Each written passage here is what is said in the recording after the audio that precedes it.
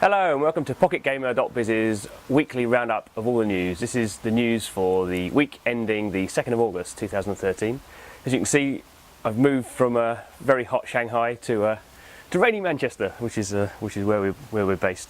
In terms of the news this week, I guess the big show has been the Casual Connect show in San Francisco for the first time. I wasn't there, but there's plenty of Pocket Gamer people there. We had parties and networking and all that kind of good stuff. In terms of big news, I guess the biggest news really was concerned Facebook. Obviously we all know Facebook is a massive social platform in the West.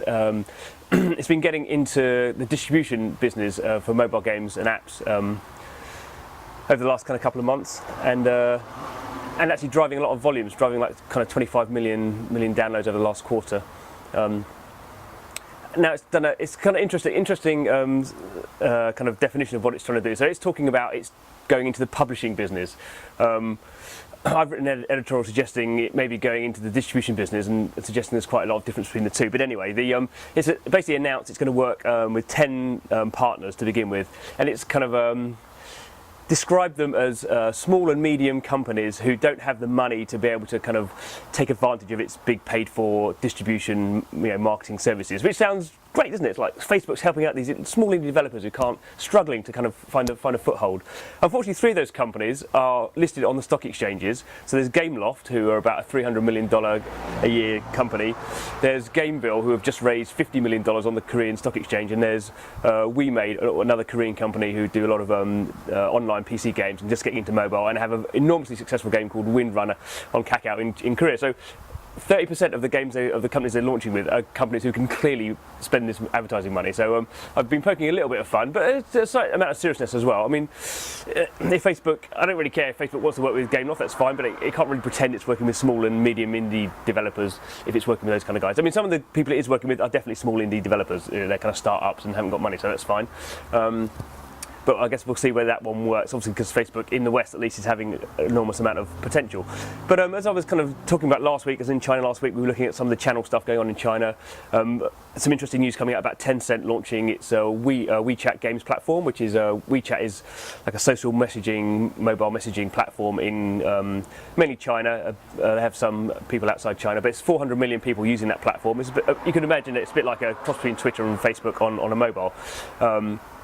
They're launching games on that. Well, they've got games live on the moment, live on it at the moment, but there's no monetization, there's no billing built into it at the moment. They're launching at the end of August with 4 games. Interestingly, they're all non-Chinese games. So they're launching with Fruit Ninja. They're launching with Plants vs Zombies 2 from EA. They're launching with Temple Run 2, and they're launching with a game from WeMade called what's it called? It's called Wolf Moon. So they're the games they're launching with, and they will have monetization in there. And everyone's expecting, obviously, 300 million people in China. I think it's 330 million people in China use WeChat, and they're expecting suddenly they're going to switch this on, and all these people can be playing these only 4 games, and there's going to be a massive drive of revenue. It seems like within China, some of the developers are saying it will have an impact, but not an enormous impact. And what people are looking at is what happened in Korea, which they have a similar thing called Kakao, which is again like a mobile messaging system, and that's been very, very successful in driving downloads and activity on certain games. But what's happened is over time, as Kakao put more and more games through their system, they used to release 1 or 2 games a week. Now they're releasing 5 or 6 games a week. Obviously, that's just saturating the market. There's only so many games people can play every week. And so what you're seeing now, games launched on Kakao kind of rise up and then kind of fall off as the next ones come in.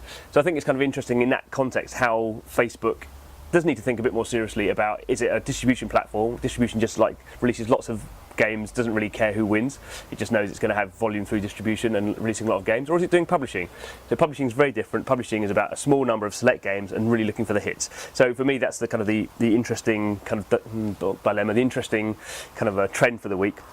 Not the only one, of course. So lots of other things have been announced. So a company we know quite well from Finland, Grand Crew, they've just announced their first big funding round. They've announced $11 million of their A round. They actually raised $2 million on their seed round before. So for a developer, that's very well funding. That's $13 million they've got. Their launch game's coming out. It's now in beta in certain territories. Supernauts. So looking forward to that. Another company, Real Networks, bought a Slingo, get it right, Slingo.